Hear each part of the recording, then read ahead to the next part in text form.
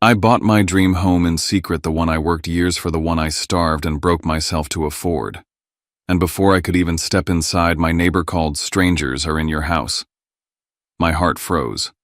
I pulled up the cameras and there they were, balloons, wine glasses, laughter echoing across the walls I hadn't even touched yet. And at the center, my brother raising a glass like a king in a kingdom I bled for. My family was celebrating inside a house that carried my name, not theirs. That's when I dialed the police. Because that wasn't just trespassing. It was erasure. And I wasn't going to let it happen again. My name is Cassian Drexler. I'm 30, and this is the story of how my own family tried to steal the one thing I built for myself. But before I share my story with you, I'd love to know you're here with me. Drop a simple hi in the comments or let me know where you're watching from. I love to see how far my story can reach. Sometimes just knowing someone is listening makes all the difference. Thank you. And now, let me tell you everything. And if my story resonates, please subscribe to this channel. Your support means the world. It reminds me that even when family turns their back, there are still people out there who care enough to listen. I stood before the black iron gates of Cedar Lake Estate with the new key pressed tight in my palm. The air smelled of wet leaves and pine, and for a moment I let myself breathe it in, tasting victory. This wasn't just a house. It was every sleepless night, every hour of overtime, every bowl of ramen I'd eaten to save a few dollars. It was the years of living on a hand-me-down couch in a one-bedroom apartment while everyone around me told me I was wasting my life. I closed my eyes, and I could hear their voices again. My father's gruff and certain, "Alder's going places, Cassian. You just dreamed too big." My mother's sigh that always followed, weary, rehearsed. "You need to be realistic. Your brother knows how to succeed. You're not built like him." I had learned to nod, to swallow my anger, to stay quiet while Alder, their golden son, strutted through life believing the sun rose and set for him alone. Those words clung to me through college when I worked 2 jobs and still skipped meals. They haunted me when I sold my car and biked through Minnesota winters just to cut costs. They followed me home after 12-hour shifts when I collapsed onto that sagging couch, dreaming of walls and windows I could one day call my own. And now, standing at the gate, I finally had it. A fortress that was mine alone, tucked by the lake, its white stone walls climbing with ivy. My sanctuary, my proof, my line in the sand. But as I slipped the key into the lock, I couldn't stop my hands from trembling. Not with excitement, but with the weight of doubt pressing in. Because I knew my family too well. Alder had stolen my toys as a kid, my clothes as a teenager, even my ideas as an adult. And each time he'd been praised for it. Each theft, they called it sharing. Each loss, they said I was selfish for resisting. Now I had something bigger than toys or clothes. I had a house, and a voice in the back of my head whispered the question I didn't want to face. If they knew I had this, would they ever let me keep it? I pushed the door open and stepped across the threshold, breathing in the scent of fresh paint and polished wood. For a moment, it was quiet. Just me, my key, and the promise of peace. But then my phone buzzed loud and jarring in the silence. I glanced down at the screen. It was my neighbor, the one who lived across the lake road. I answered, and his voice came sharp, urgent. "Cassian, I don't want to alarm you, but there are people inside your house." My chest went cold. The seed of conflict had just been planted. I froze on the porch, my neighbor's words still ringing in my ear. "People inside my house."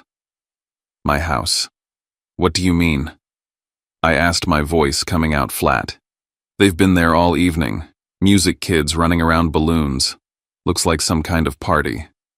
I ended the call with shaking hands and pulled up the security app on my phone. The screen flickered to life and my stomach dropped. There they were.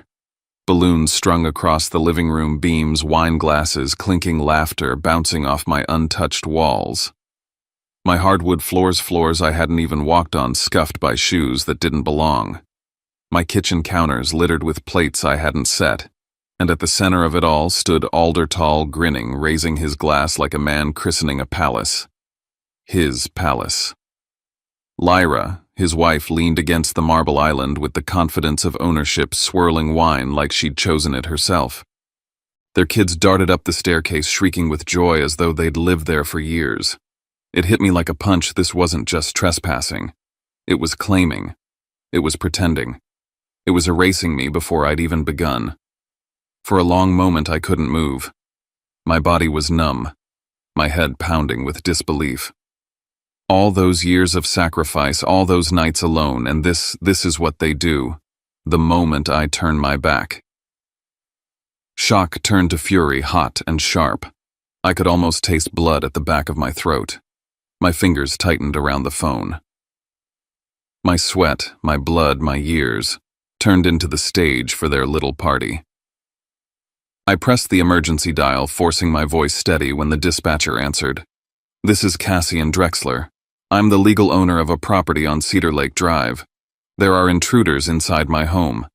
The dispatcher asked calmly, "Do you know the individuals I stared at?"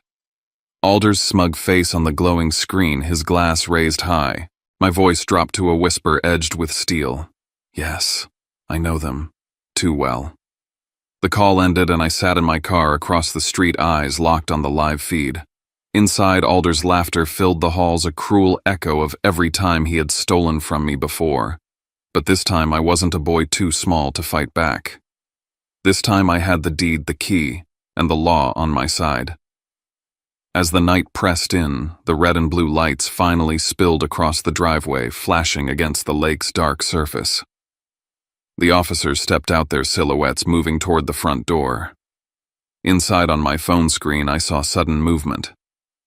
Lyra scrambling to hide glasses, the children hushed and pushed upstairs. Alder walked to the door, still wearing that smile that once fooled everyone. But not me. Not anymore. The real confrontation was about to begin. The flashing red and blue lights spilled across the driveway, washing over the white stone walls like a warning. I stayed back, heart hammering, as two officers approached my front door. Inside, on the glowing feed of my phone, I saw Alder straighten his shirt and walk toward them, wearing the kind of smile I knew all too well, the one he'd used his entire life to talk himself out of trouble. The knock on the door echoed through the halls of the house that was supposed to be mine. Alder pulled it open and greeted them, as if he were welcoming guests into his rightful home. "Evening, officers," he said smoothly. "Can I help you?" The officers asked for proof of residence. Alder didn't flinch. He leaned on the doorframe, projecting ease, and said, "This is family property. We've lived here for years." His tone was casual, confident, the words rolling off his tongue as though rehearsed. Behind him, Lyra darted around, sweeping glasses off the counter, hissing at the children to run upstairs. Their laughter cut short. Their footsteps thudded on the stairs until silence replaced it. The house that had been alive with noise moments earlier had gone still, the kind of silence that exposes a lie. I stepped out of the shadows, then folder tucked under my arm, and walked up the driveway. The night air bit at my skin, grounding me as adrenaline surged. Alder's smile faltered when he saw me, but he quickly recovered. "Cassian," he said with mock warmth. "Good to see you." "Officers, this is my brother. Well, he wouldn't have been able to buy this place without me." I clenched the folder tighter. "That's not true," I said, forcing calm into my voice. I handed the documents to one of the officers. Inside was every page, the deed with my signature, the mortgage agreements tied to my credit, the bank statements showing the transfer of my savings.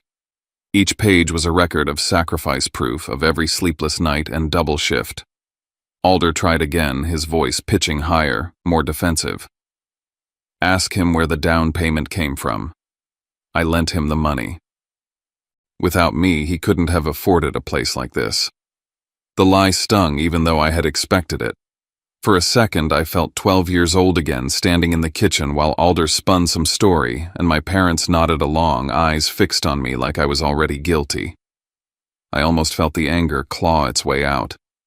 Almost. But I forced it down. If I lose my temper now, they'll think I don't deserve this house. If I lose my temper, I lose everything. I met the officer's eyes. Every dollar is mine. I have the statements. I have the loan approval. He has nothing. The officer flipped through the documents, carefully nodding as he scanned the certified stamps and signatures. He closed the folder, handed it back to me, and turned toward Alder. "Sir, unless you can provide proof of ownership, you and your family will need to leave the premises." For the first time, Alder's mask cracked. His grip tightened on the doorframe, knuckles white. Lyra appeared behind him, her voice shrill and brittle. "This is ridiculous. She's lying." I corrected, my voice steady. "And these are the facts. This is my house, not yours, not ours, mine." The officers shifted their weight, one hand resting near his belt. "Do you want them trespassed, sir?" The question hung in the night air like a blade. Alder's eyes locked on mine, daring me to back down. He was betting on shame, counting on me to fold like I always had. My chest ached with the weight of years of silence, of swallowing every insult, every theft. But that night, something in me hardened. "Yes," I said. "Trespass them." The words sliced through the stillness. Alder's mouth opened and closed, his charm dissolving into fury.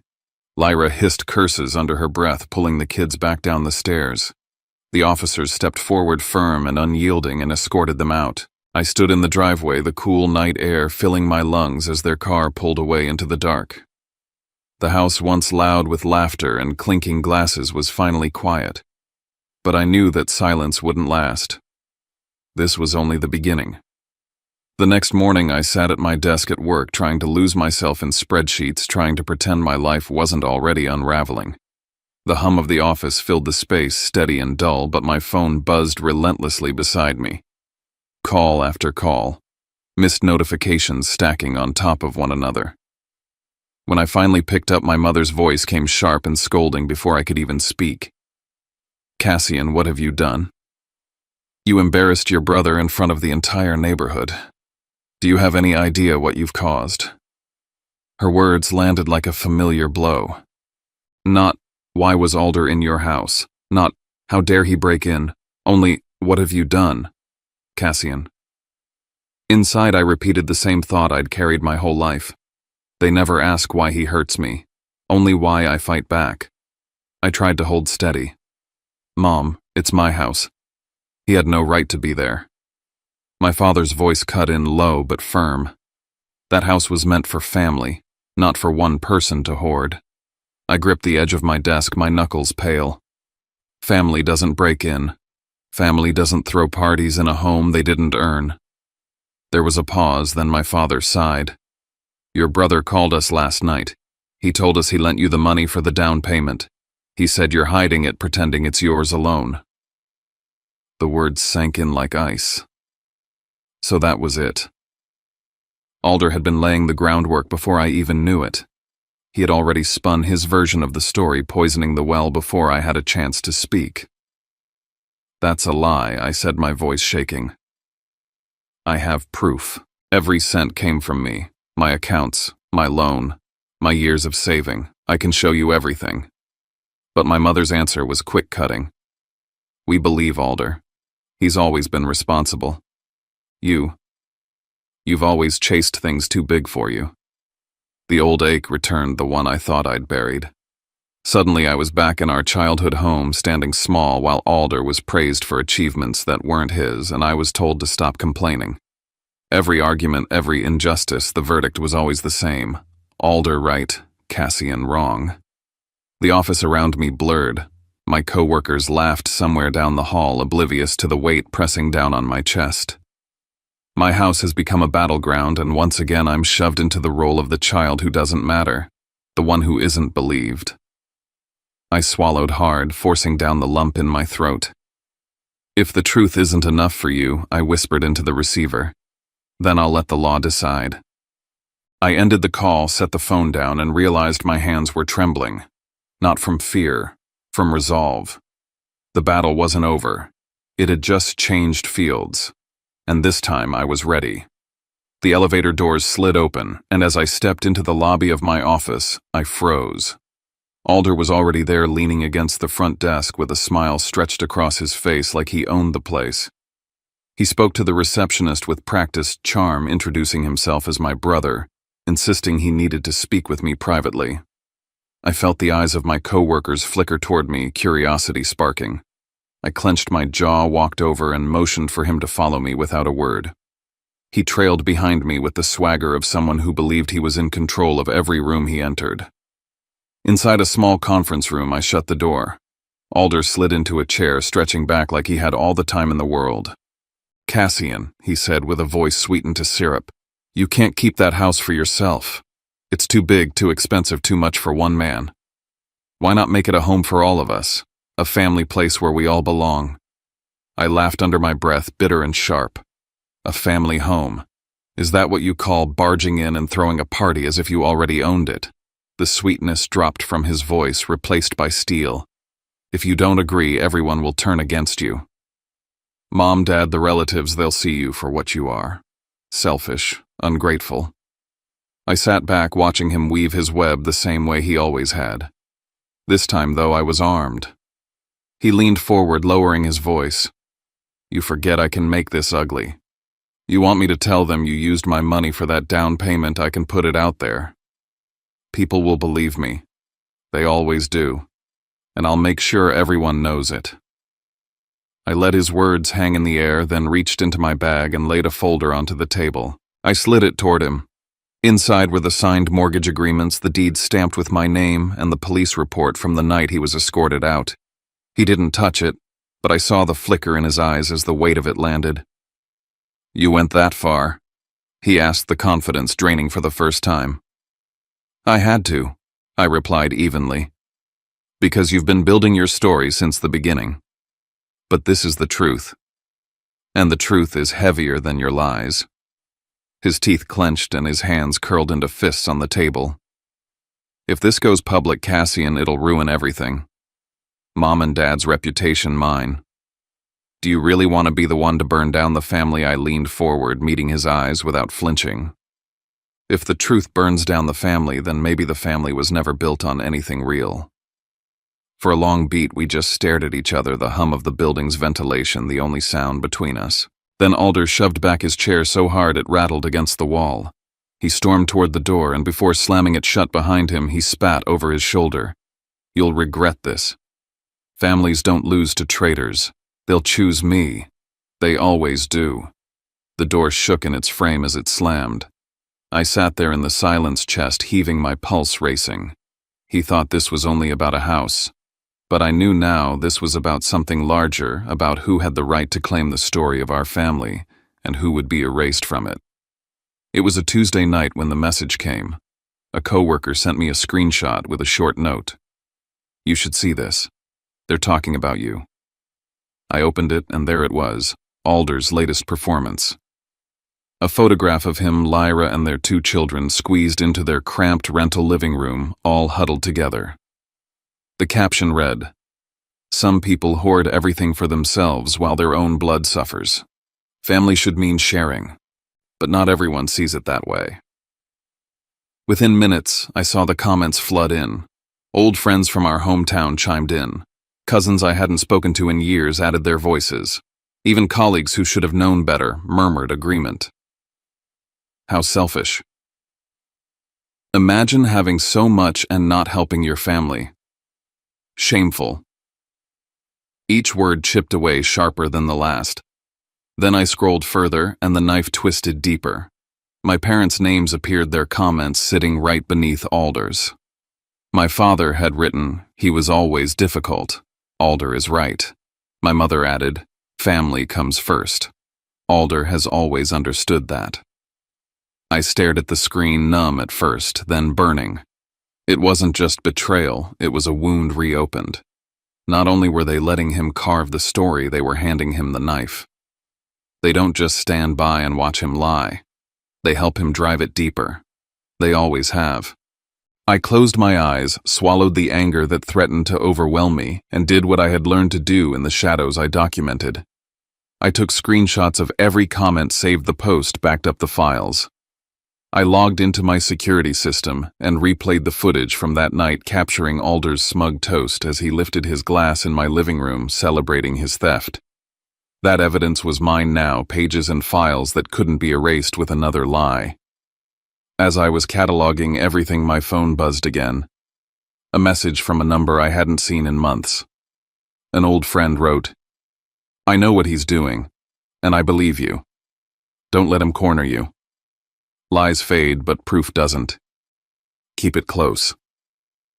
For the first time that night, a spark of strength cut through the fog. Not everyone was lost to his story. Not everyone would believe the mask. I sat alone in the half-empty house walls, still bare furniture not yet moved in. The light from the lamp stretched across the polished wood floors, casting long shadows that made the place feel cavernous.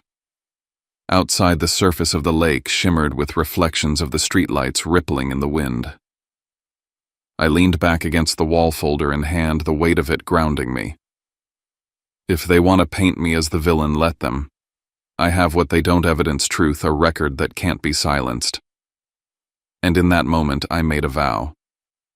If they want to make me the enemy, then I'll let the courts decide who the enemy really is. The war was no longer just within the family. It had spilled into the world, and I was ready to fight it there. It was late on a Sunday afternoon when the pounding started. The knocks weren't polite or patient, they were fists against wood, insistent and heavy. I looked through the peephole and felt the old familiar chill in my chest.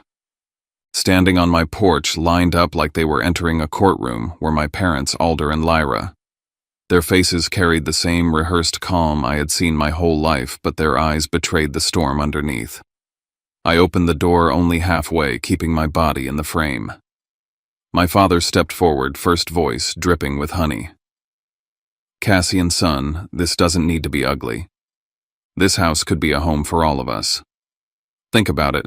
A place for family gatherings, holidays, a true family legacy. Don't turn this into a fight." Before I could respond, Lyra cut in sharply. "You don't have a wife, you don't have children. This house is too much for you alone. We need it more than you. Alder's kids deserve space to grow. What kind of brother would you be to deny them that I held their gaze, saying nothing because I had learned that silence often said more than words?" That was when Alder reached into his coat pocket and pulled out a folded piece of paper. He smoothed it out on his hand, showing me bold handwriting across the page. "Here's the agreement. Sign this and you'll avoid lawyers' courts, the embarrassment of dragging this family name through mud. You keep half, we take half. Simple." The paper shook slightly between his fingers, not from nerves, but from arrogance, like he had already decided I would surrender. I pulled my phone from my pocket and pressed record. Holding it up, I said clearly, "Everything you've just demanded is being recorded." The color drained from their faces in unison.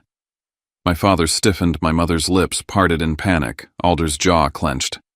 Lyra's eyes darted to the phone like it was a weapon, and in a way it was. My father's voice hardened, stripped of the syrup. "If you don't sign, if you keep choosing this path, then you're no son of ours. We'll cut you off.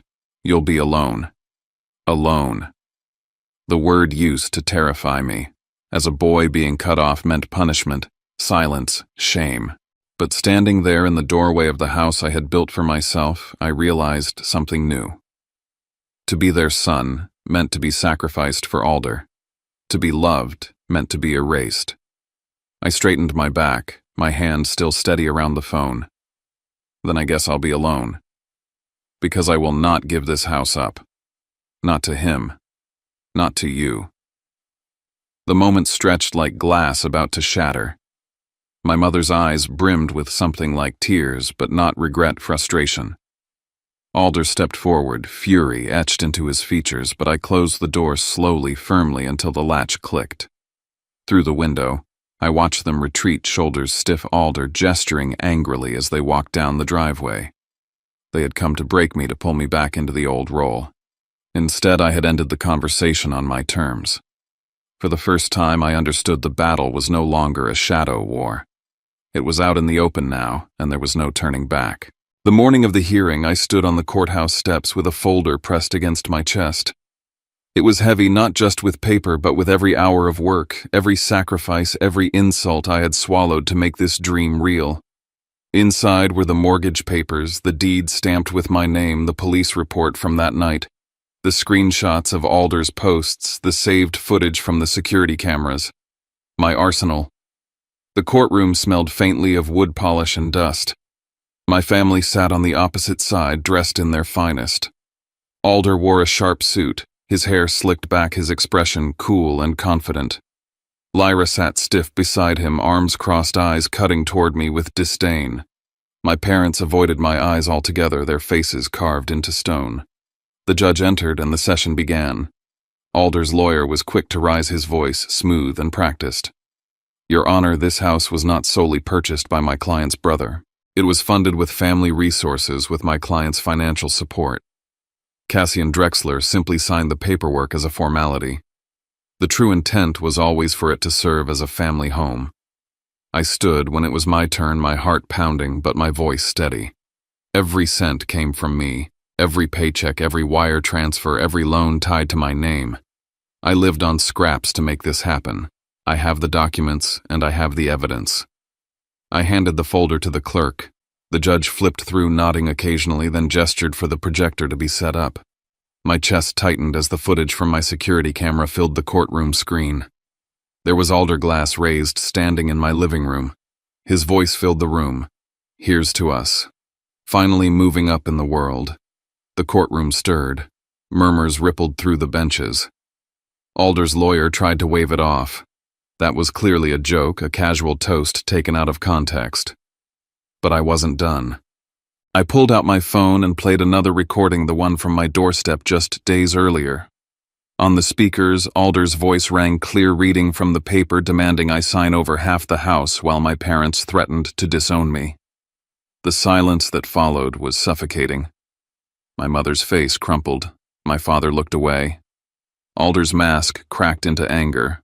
Lyra muttered under her breath, gripping the edge of the table. The judge tapped his gavel, once the sound echoing through the chamber. The evidence is conclusive. Cedar Lake Estate is the sole and lawful property of Cassian Drexler. All claims to the contrary are dismissed. The words landed like thunder. Relief surged through me, mingled with something heavier, vindication.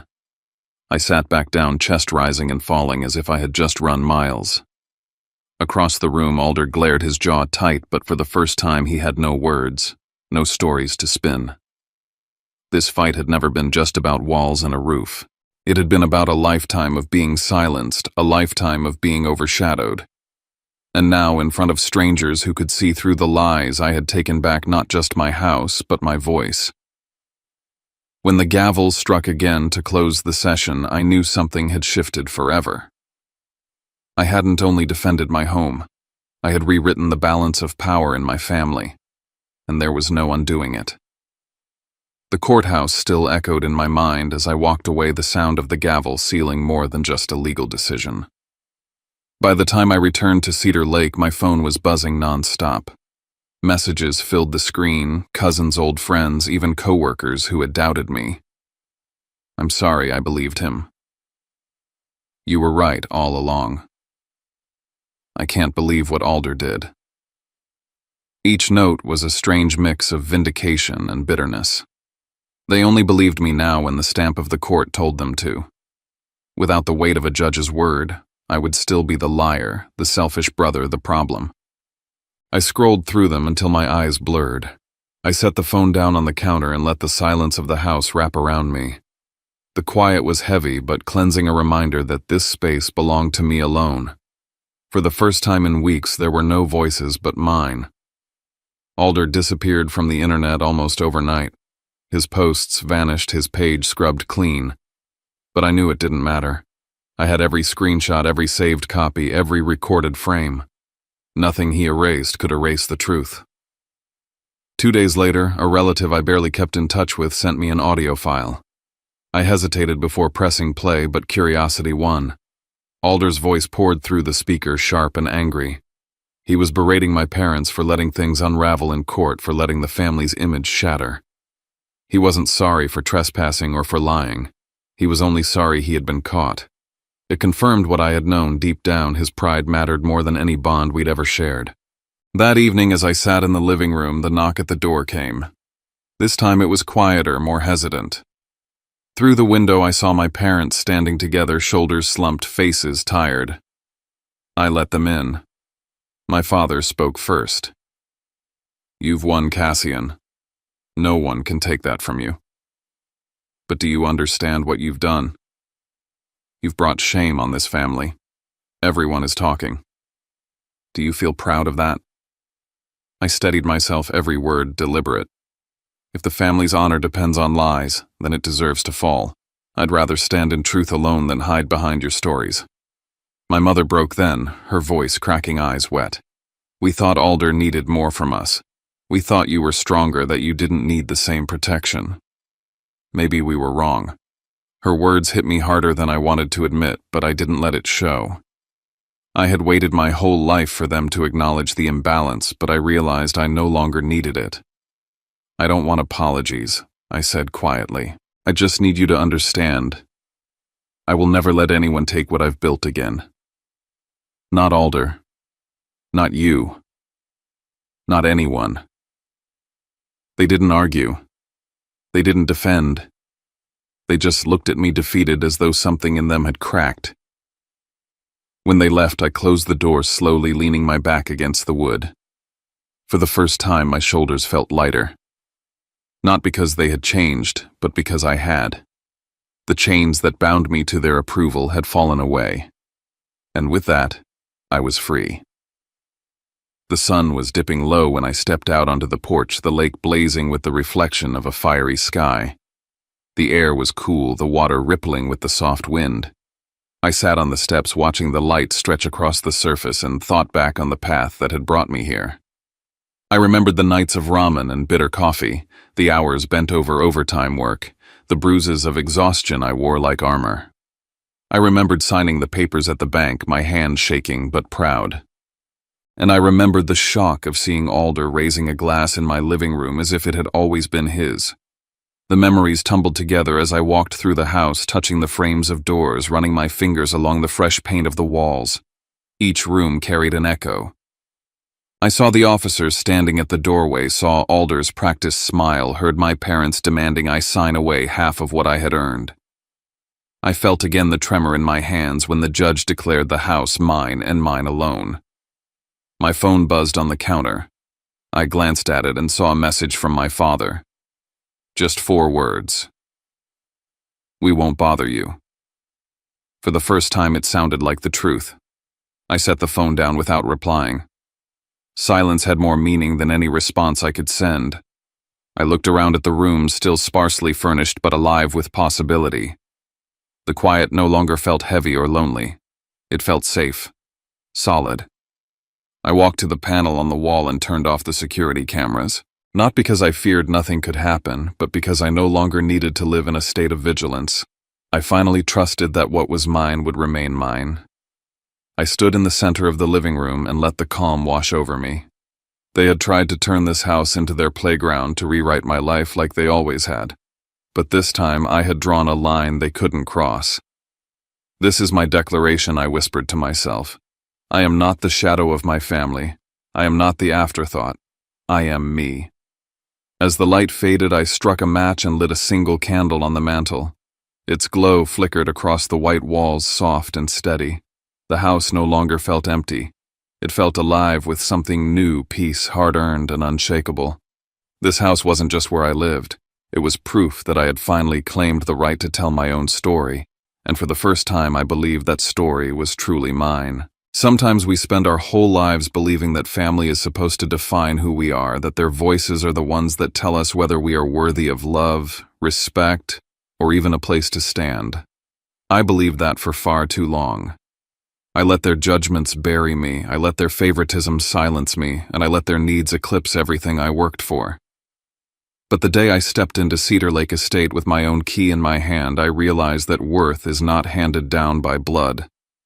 It is built brick by brick, sacrifice by sacrifice, and in my case with every dollar scraped together through nights of exhaustion.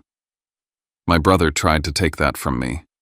My parents stood behind him, and for a moment it felt like history repeating itself, like the boy I once was ignored, overshadowed, made invisible, was being dragged back into the present. But this time I didn't stay silent. I chose to fight. I chose to stand in truth, even when it meant being called selfish, even when it meant being alone. And what I discovered is that solitude and honesty is far lighter than companionship built on lies. Now when I walk through my home, I see more than walls and windows. I see a line that will never be crossed again. I see proof that no matter how much someone tries to rewrite your story, you still hold the pen. That lesson has cost me, but it has also freed me.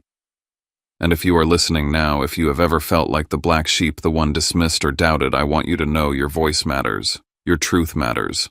What you build is yours, no matter how loudly others try to claim it. If my story resonates with you, please stay with me. Subscribe to this channel, share your thoughts in the comments, and let me know you're here. Sometimes knowing that someone is listening is the one thing that keeps us standing when the world calls us wrong. Your support reminds me, and maybe reminds you too, that none of us are truly alone in our fight to be heard. Thank you for being here, and thank you for listening.